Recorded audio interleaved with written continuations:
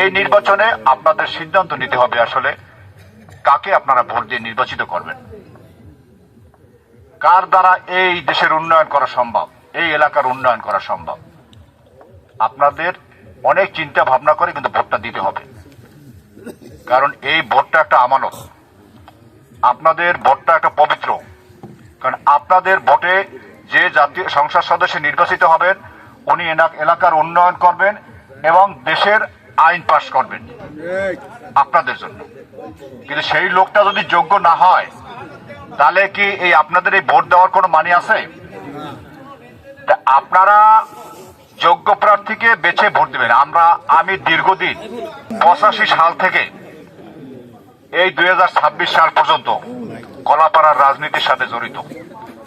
আমি মোস্তাফিজ মিয়ার সাথেও রাজনীতি করেছি এবং আলহাজ এবিএম মোশাররফ হোসেনের সাথেও রাজনীতি করেছি। কার কতটা যোগ্যতা আছে আমার চাইতে কেউ ভালো জানে না। আমি কিন্তু একেবারে ওই থেকে মানে এই 26 সাল পর্যন্ত মানে তাদের সাথে বিএনপির সাথে এখন ওতপ্রোতভাবে জড়িত এবং রাজনৈতিক পোস্ট পজিশন নিয়েই সবসময় রাজনীতি করেছি।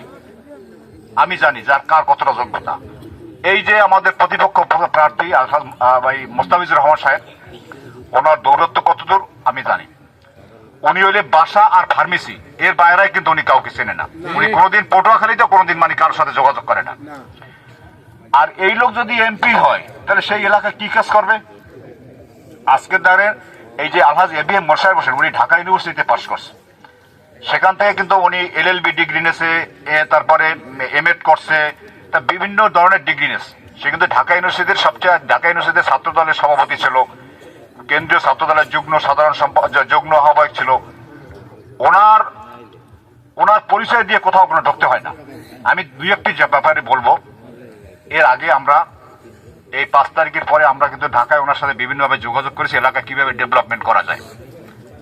একদিন আমরা এলজিডি অফিসে গেলাম, যেখানে যে স্থানীয় সরকার ভবন যেখানে আর কি এই যে রাস্তাঘাট উন্নয়ন হয়। তাই মোশাররফ ভাই বললো যে আজকে চলো, আজকে আমরা এলজিডি ভবনে যাই, এখানে দেখি মানে কি অবস্থা, আমাদের এলাকায় কিছু কাজ বাজ নিতে পারি কিনা। বললাম যে মোশাররফ ভাই সব বললাম যে আমাদের এলাকায় কিছু কাজের দরকার। তা বলেন যে আপনি একটা লিস্ট দেন। আমরা কিন্তু অনেকগুলো কাজের লিস্ট দিয়েছি। সেই লিস্টের কাজগুলো কিন্তু অলরেডি কাজগুলো পাস হয়ে গেছে। আমি একটা কথা মিথ্যা বলবো না। যদি কেউ প্রমাণ করতে পারে যে আমি একটা কথা মিথ্যা বলছি তাহলে আমাকে যে কোনো শাস্তি দেবে, সেই শাস্তি মেনে নেব। আপনারা দেখবেন, ইতিপূর্বে আপনারা যারা ফেসবুক ইউজ করেন তারা দেখবেন যে আমরা যে রাস্তাগুলো দিয়েছি এই রাস্তাগুলো হয়ে গেছে। এই যে মানে মহিপুর থেকে ডাবলুগঞ্জ রাস্তাটা কিন্তু ইম্পর্টেন্ট রাস্তা, আমার কাছে লিস্ট আছে। এবং আমরা যে একনাকে যে পাস হয়েছে 1 নম্বর রাস্তাটাই কিন্তু ডাবলুগঞ্জের রাস্তা, মহিপুর টু ডাবলুগঞ্জ রাস্তা। দেখেন, আমি আপনারা যদি কেউ প্রমাণ দেখতে চান তাও আমি দেখাবো। সেই রাস্তাটা দিলাম আমরা। আরো দিলাম আমার একটা বাড়ির রাস্তা আছে মহিপুর থেকে বিভিন্নপুর পর্যন্ত, সেই রাস্তা দিয়েছি। এবং এরপর থানার পিছন থেকে একটা রাস্তা, সেই রাস্তাটা দিলাম আমি মহিপুর। আবার এই পাইক বেরিয়ে এই রাস্তাটা দিলাম আমি মহিপুর থেকে, এই 4টে রাস্তা দিলাম। এর বাইরেও আমরা অনেকগুলো ইউনিয়নের রাস্তাগুলো দিয়েছি। ইনশাল্লাহ সেই রাস্তাগুলো সব পাস হয়েছে। এই যে আপনাদের যে পাইকবেরি রাস্তাটা, এটা মানে ½ কিলোর একটু বেশি হয়েছে মনে হয় নাকি? 1 কিলো হয়েছে। 1 কিলো হয়েছে। আমি মিথ্যা কথা বলবো না। যদি এই আপনি দেখেন আজকের 9 তারিখ এটা টেন্ডার ডাকবে। টেন্ডার এটা আপাতত 500 মিটার হবে, মানে ½ কিলো হবে। এর পরবর্তীতে আবার এই যে আপনাদের সামনে যে মানে বর্ষা মৌসুম আছে, বর্ষার মৌসুমে বাকি রাস্তাটা হয়ে যাবে। আর অন্য একটা প্রজেক্ট দিয়ে দিছি, সেই প্রজেক্টটা পাস হইলে পারে সেটাও হবে আর কি। আর ডাবলুগঞ্জের যে রাস্তাটা, যেখান থেকে মানে সিরাজপুর পর্যন্ত রাস্তাটা গেছে, গতকালকে আপনাদের মাইপে গেছে, আসছে আমার কাছে। আমি পার্টি অফিসে বসা ছিলাম, সেখানে আসছে তারা যে আমাদের ওই রাস্তাটা দেখাই দেন, আমি মাইপে দেবো। আমি ওই 2টা লোক তাদের সাথে দিয়ে দিচ্ছি।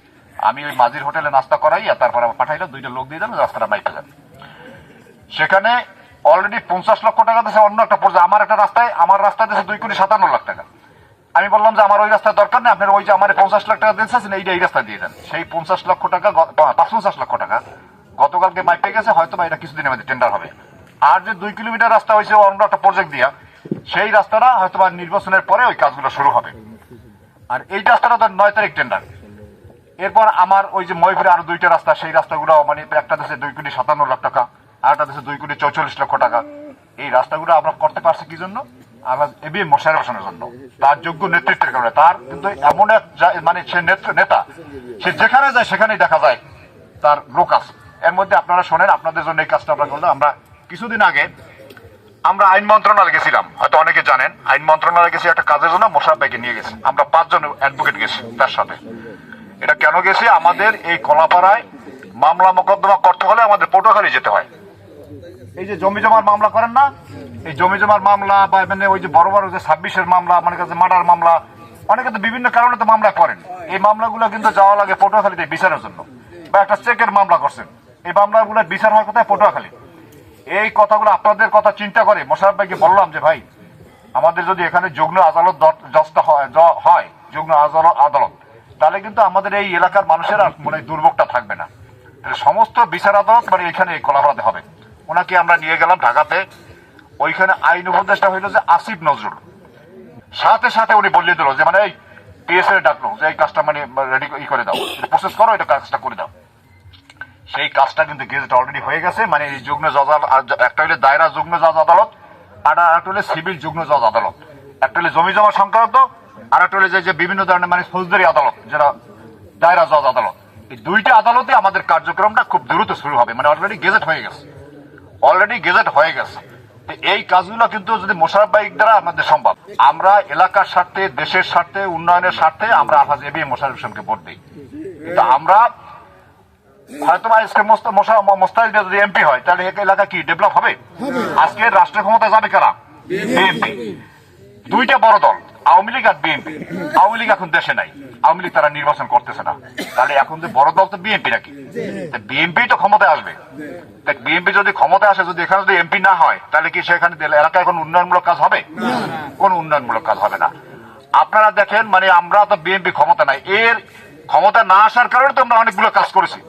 আমরা অনেক কাজ করছি না? আজকে দেখেন, আমি এই প্রতিষ্ঠানের সভাপতি। আগে তো এখানে শুনছি যে কোনোদিন মিটিং হইতে না। মিটিং করতে কোথায়? মাজির হোটেলে করতে হয়। আর নাহলে মালিকান, যখন মালিকান সভাপতি ছিল তখন মালিকানের বাসায়, আর নুরুসলাম মেম্বারের বাসায় যে মিটিং করতো। আমি কিন্তু এখানে বর্ষাকালে এই যে মানে গামবুট পরিয়ে আসিও কিন্তু মিটিং করছে। তো 5টা মিটিং করছি এই বর্ষাকালে আসি করছি। মানে করছে কি জন্য? প্রতিষ্ঠানের সাথে, প্রতিষ্ঠানের আসলে লেখাপড়া হয় কিনা। আমি যতবার আসি, আমি প্রতিষ্ঠানে ঘুরে ঘুরে দেখছি যে আসলে মানে টিচাররা কি পড়ায়। আমি কিন্তু প্রত্যেকটা রুমে রুমে গিয়ে দেখছি। এটা কি আমি কি সভাপতি হয়েছি কি আমার কি আরে খাওয়ার জন্য নাকি? আমি কোনোদিন মানে ওই চিন্তা করি নাই যে আমি এই প্রতিষ্ঠানের সভাপতি হয়েছি, মুক্তিযোদ্ধা কলেজের সভাপতি, আমার এখান থেকে কিছু সুবিধা নিতে হবে। এই সুবিধা নেওয়ার জন্য বিএনপি এই কাজটা করে না। বিএনপি নেতৃবৃন্দ যাকে যেখানে দায়িত্ব দেওয়া হয়েছে, তারা কিন্তু তাদের মানে দায়িত্ব সঠিকভাবে পালন করে। সেখানে কিন্তু তারা ওই চিন্তা করে না যে মানে এখান থেকে বিএনপি সুবিধা নেবে, যে এখান থেকে কোনো সুবিধা নিতে হবে।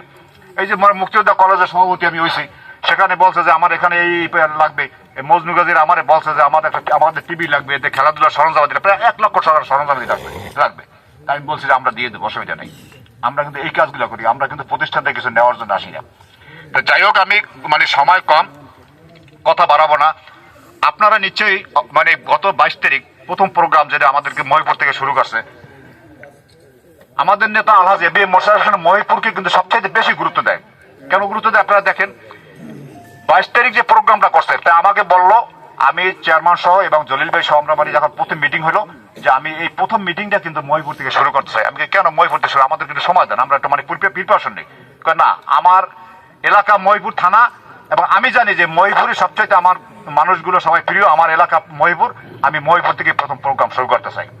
উনি কিন্তু প্রথম প্রোগ্রামটাই মহিপুর থেকে শুরু করেছে। আর ইনশাল্লাহ আপনাদের স্বতঃস্ফূর্ত উপস্থিতিতে সবচাইতে সাকসেসফুল প্রোগ্রাম হয়েছে। দেখবেন যে বিএনপি সবচাইতে মানে এই প্রাধান্য দেয় মানে আলেমদেরকে মানে জ্যেষ্ঠ নেত্রী বেগম খালেদা জিয়া, মরহুমা খালেদা জিয়া, উনি কিন্তু মানে ওলামাদেরকে, মাশায়েখদেরকে খুব সম্মান করতেন। তাদেরকে কিন্তু যথেষ্ট সম্মান করেন। আওয়ামী লীগ এই সম্মানটা করছে? আওয়ামী লীগ কি করছে? তাদের বিরুদ্ধে কথা বললে জেলে ঢুকেই যেত। কিন্তু বিএনপির আমলে কি ওলামা, মাশায়েখ বা এমনি যারা পীর আছিলেন, বড় বড় পীর আছে, তাদেরকে কোনোদিন কি জেলে যেতে হয়েছে? কোনোদিন কিন্তু এটা হয় নাই। এইটা কিন্তু ওরা বলে যে ইসলামের দল কি, তারা হইল ইসলামের দল। কি বিএনপি কি ইসলামের বাইরের দল?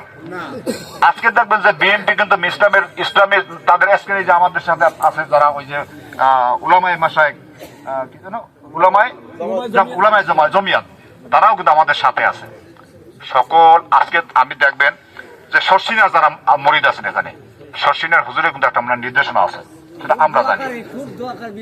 বিএনপির জন্য দোয়া করে।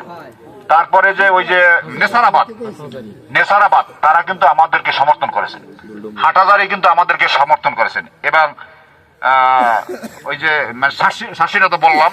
আবার তাবলিগ জামাতে যে মহিপুরে যারা নেতৃবৃন্দ ছিল আমার সাথে যোগাযোগ করে, আমি তাদেরকে নিয়ে গেছি গাড়িতে, আরো লোকজন গেছে, প্রায় 20-25 জন জামাতের লোকজন গেছিল, তাবলিগ জামাতের লোক। তারা মোশাররফ ভাইয়ের সাথে দেখা করে আসছে এবং মোশাররফ ভাইকে সমর্থন দিয়ে আসছে। এইভাবে বিভিন্ন লোক, আইনুল্লাহ স্যার তো আমাদের এই এলাকার মুরব্বী, পটুয়াখালীর মুরব্বী, কিন্তু সে গিয়া মোশাররফ ভাইয়ের সাথে দেখা করে তাকে সমর্থন দিয়ে আসছে।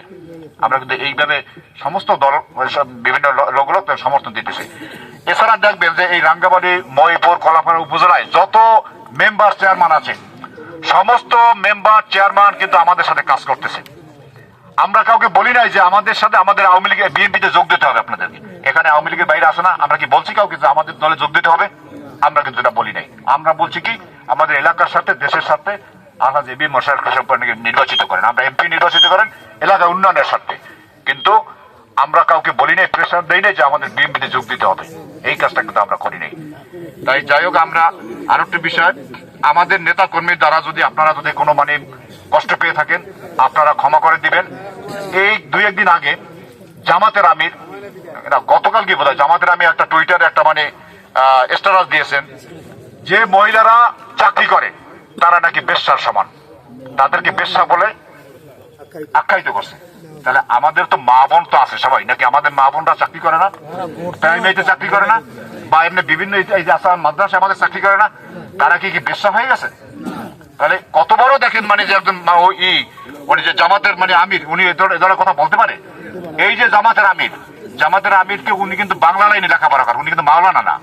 আপনারা হয়তো জানেন না অনেকে, উনি কিন্তু জেনারেল লাইনে লেখাপড়া করা, হয়তো বা আপনি দেখেন টুপি টাপি পরা, দাড়ি পাকার লোক, কিন্তু আসলে অ্যাকচুয়ালি কিন্তু সে কিন্তু মাওলানা না। যাই হোক, আমি আপনাদের কাছে আমি অনুরোধ করব, আগামী নির্বাচনে 12ই ফেব্রুয়ারির নির্বাচনে আপনারা আলহাজ এবি মোশাররফ হোসেনকে ধানের শীষ প্রতীকে ভোট দিয়ে নির্বাচিত করবেন এবং দেশের এলাকার উন্নয়নের স্বার্থে, দেশের স্বার্থে আপনারা তাকে নির্বাচিত করবেন। আরেকটি বিষয় বলি, আমাদেরকে একটা ভুল মেসেজ দেয় এই যে ইসলামী শাসনতন্ত্র পাখা, তারা বলে কি যে পাখায় ভোট দিলে নাকি বেহেশতে যাবে। এটা কি আসলে সঠিক না? তাহলে যদি যারা বলে তারা আসলে কি মুসলমান? আমি যদি নামাজ পড়ি না, রোজা রাখি না, আমি ইসলামের কাজ করি না, তাকে আমাকে কি আল্লাহ বেহেশতে নিয়ে যাইবে? এটা কিন্তু কোনোদিন সম্ভব না। এইটা মা বোনেরা অনেক সময় ভুল তাদেরকে বুঝায়, আপনারা একটু তাদেরকে বুঝাবেন, তাদেরকে একটু তাদের বাড়িতে গিয়ে, আপনারা যারা আছেন তারা বাড়িতে গিয়ে কথা বলবেন তাদের সাথে, যে এই কাজটা যেন তারা কোনোক্ষণই না করে। আজকের আমরা দেশের সাথে, এলাকার সাথে, জনগণের উন্নয়নের স্বার্থে আলহাজ এবি মোশাররফ হোসেনকে ভোট দিয়ে জয়যুক্ত করবেন, এই আশা ব্যক্ত রেখে আমি আমার সংক্ষিপ্ত বক্তব্য শেষ করছি। আসসালামু আলাইকুম।